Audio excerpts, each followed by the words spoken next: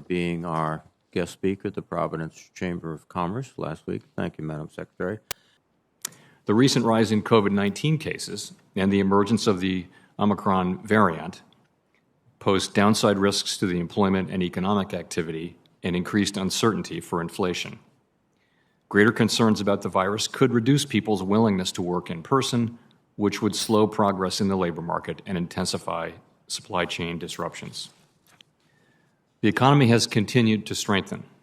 The rise in Delta variant cases temporarily slowed progress this past summer, restraining previously rapid growth in household and business spending, intensifying supply chain disruptions, and in some cases keeping people from returning to work or looking for a job.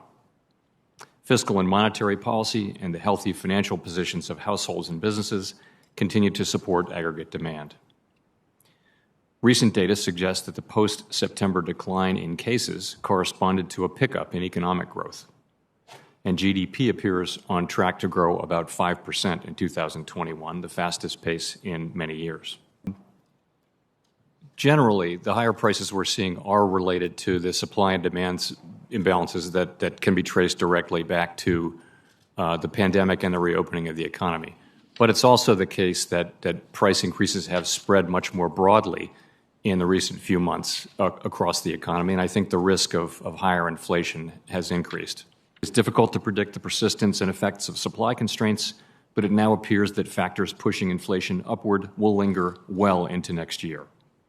In addition, with the rapid improvement in the labor market, slack is diminishing and wages are rising at a brisk pace.